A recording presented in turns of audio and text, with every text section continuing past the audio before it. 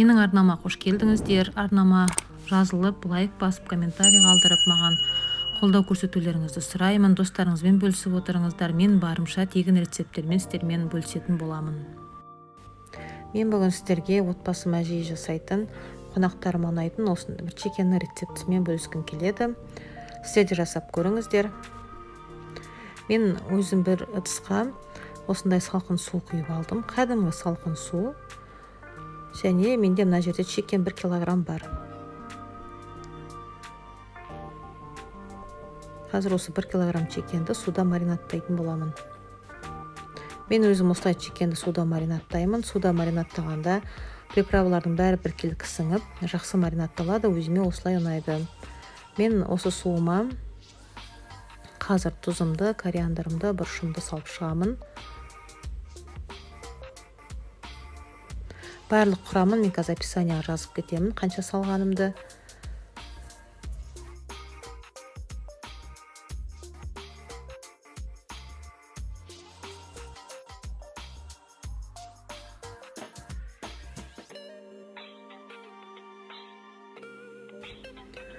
Бұл жерде бұрышты өздеріңіз қарайсыздар. Өте қатты ашыны жақсы көретін болсаңыздар, бұрышты молырақ саласыздар. Мен енді біздер ондай отбасым менің өте қатты ащы болғанын ұнатпайды. Балаларым жей алмай қалуы мүмкін, сондықтан мен тым ащы қылмаймын. Бұрышты аздап саламын. Бұл жерде енді өз қалауларыңызша бұрышты саласыздар. Және сондай-ақ менде бұл қазір моменте паприка болмай қалды. Паприкада бір 3 шай қасық паприка қосып жіберсеңіздер де тамаша дәм береді. Мен қазір дәмін осылай суға барлық приправаны саламын. Сосын дәмін қарап аламын. Осы жерде кішкене аздық етіп тұрса, ащылық дәмдерін мен қайтадан приправаны тағы да қосымша қосатын боламын.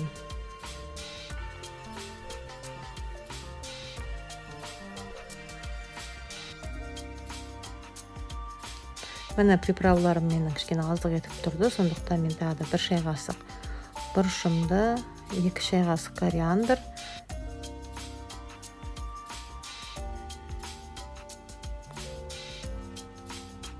және 2 шай қасық тұзымды салдым.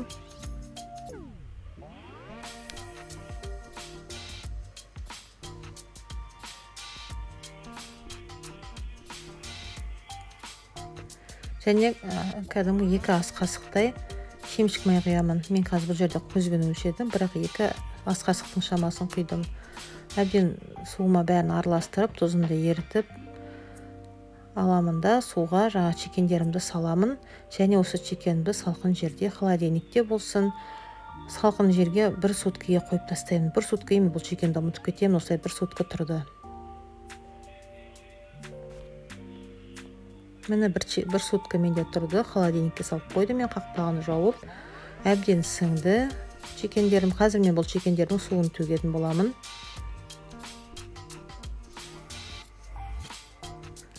Чекендерінің суын төктім. Қазір мен бір ыдыста бірінші осы чекендерімді ұнға аунатамын. Ұнға кәдімгі молынан ұнды сала отырып, барлығын осылай аунатып шығамын.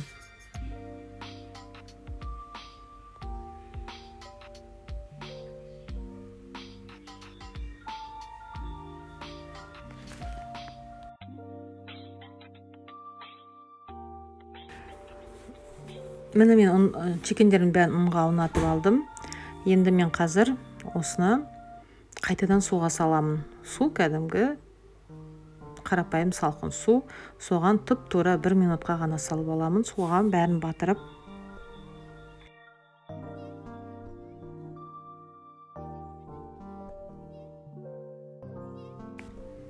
Тұп-тура 1 минут тұрды. Мен қайтадан енді ұнға батырып, чекендерімді судан алып ұнға батырамын.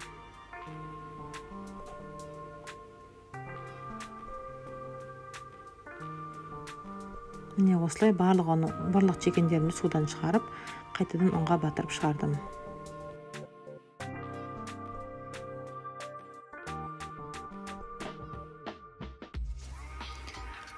Міне менің чекендерім уже қоруға дайын. Менде фрутерницаны қыздырып алып, осылай чекендерімді қуырамын. Егер сіздерде фрутерница жоқ болса, түбі қалың ыдыста майды молырақ, кәдімгі бауырсақ қуыратындай қылып молырақ құйып, қатты қызып тұрған майда осылай қуырасыздар. Чекен 10-12 минут қуырылуға тиіс жалпы. Толықтай пісу үшін 10-12 минут қуырылады. Менде осы фруктердің тісі өте ыңғайлы. Мен бұны алғаныма біраз болды.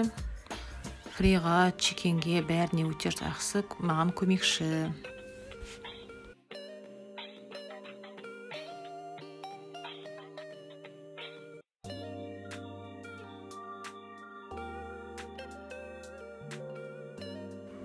Міне менің чикендерім дайын, осындай болып шықты. Сіздер де жасап көріңіздер.